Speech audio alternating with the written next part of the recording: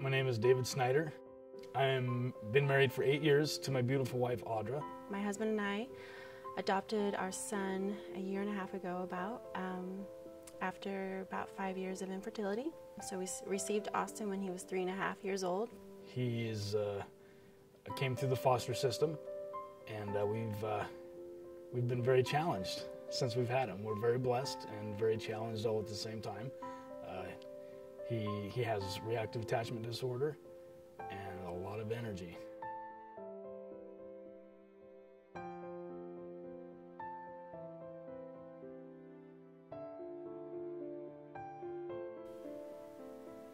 I knew the moment we got the phone call that this was a forever situation, and that no matter what happened, that we would be here for this boy. I knew he was going to be my son. Well, the first couple weeks we had him, it was great. So we finally get this 3.5-year-old boy, and I just thought, woohoo! We're going to love this boy. We're going to save him, and he's going to love us, and we're just going to enjoy our life, finally being a family, and we were in for a surprise. But after about the third week, it was not quite the story. I always knew that parenthood is a level of sacrifice. I always knew that. But this, raising a child with trauma and attachment disorder issues, I learned what the word sacrifice really means.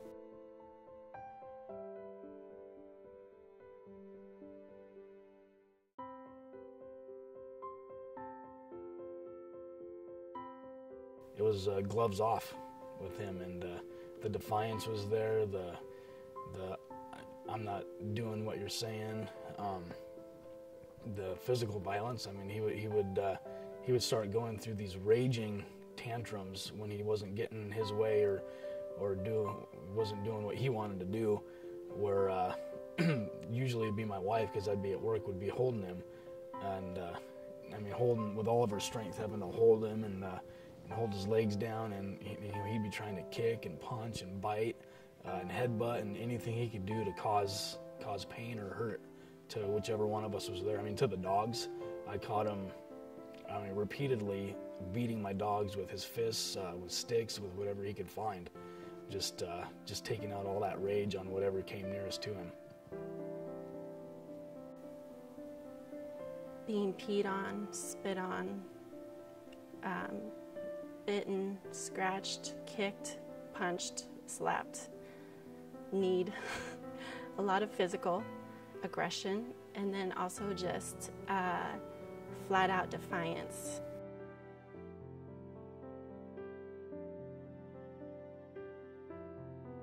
When other people see your child, they're like, how can any of that stuff you're telling me be true? Look, he's so good. He minds so well. He stays right next to you. He does what he's told.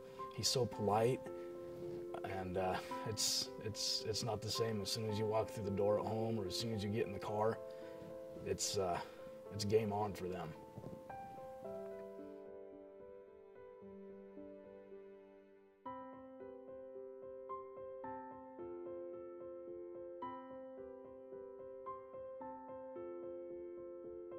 Watching everything that my wife has to endure as she's going through this, and being rejected by the child that we love over and over and over on a daily basis, and watching her heart get torn through that is really hard for me.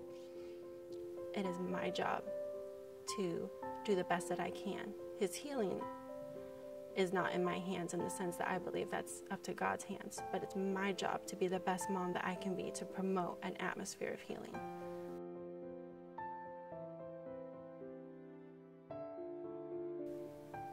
Will my son completely heal? Will our life always be so limited? Will he ever truly be able to forgive those that have hurt him, that have wronged him? Will he be able to forgive God for what he's been through? Will he become the kind of parent that he had? Or will he be able to overcome those things by God's grace and defy the odds and let go and move on and be healed?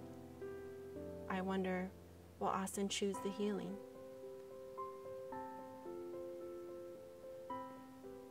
My fear is that he will not live up to all that God's called him to do, to be, to have.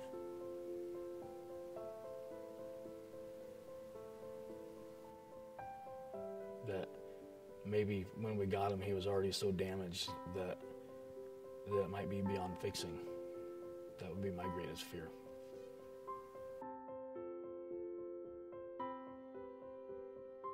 My hope for Austin is that he sees how awesome he is. He's so gifted. And his personality really does light up a room. He makes people feel at ease. And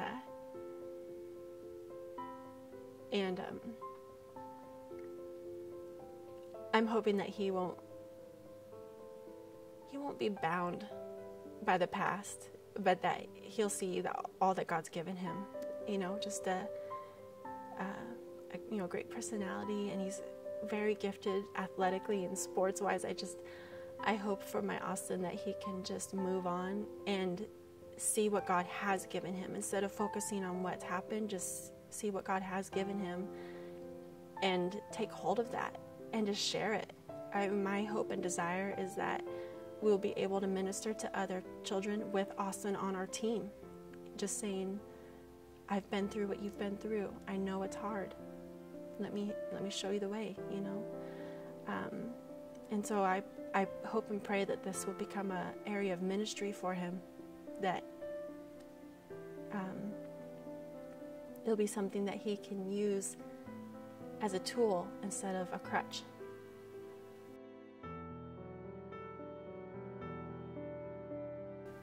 If I could say anything to Austin, I would say that in Psalms 39 it says that I am fearfully and wonderfully made, and my soul knows it full well. And I would say to him that God doesn't waste his time, and God created you for a reason, and that I am so blessed to be his mom.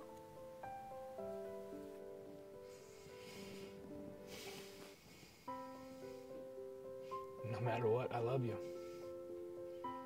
Nothing you could do could push me away. Doesn't matter. I'm in it for the long haul.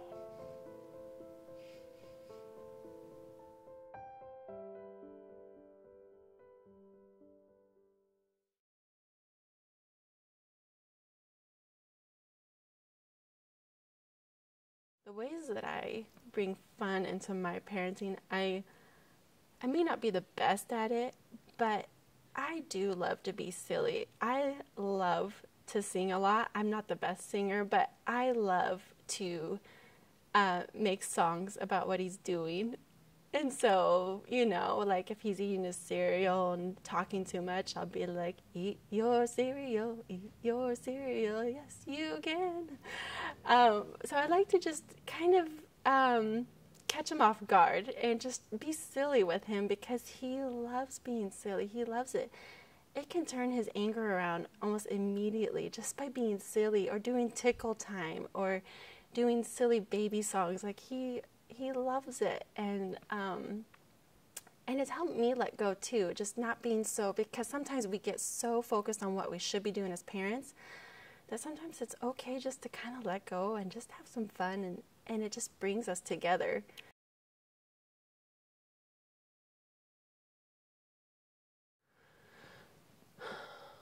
What I would say to parents who have children with attachment disorder is that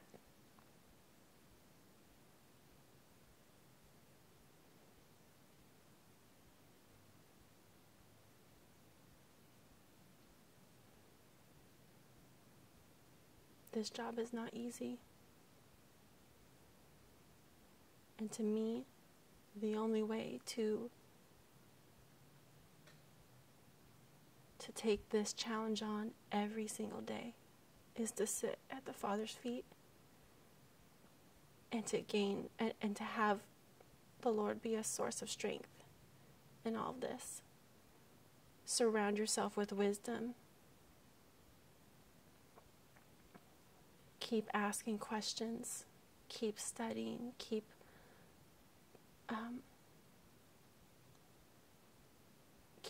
seeking wisdom, but then pray about what is right for your child. I would say also put the right people in your life that are going to encourage you and strengthen you and understand the journey. There's a lot of judgment out there.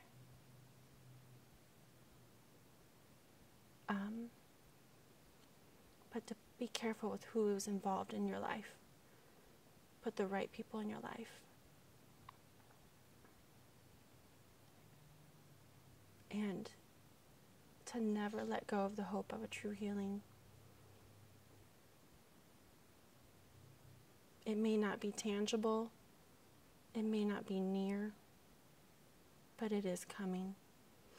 And to not lose hope in that, or else we've lost our battle.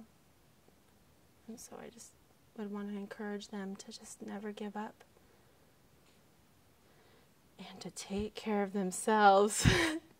Number one, take care of themselves. Find a hobby. Do something that is just for them so that they have something to just fall back on when it's time to get away and just regroup and get some more strength. But that's what I would say. Don't give up. Search for people out there who are in a similar situation. Get support. Get help. There's nothing wrong with asking for help. We waited longer than we should have to try and find help.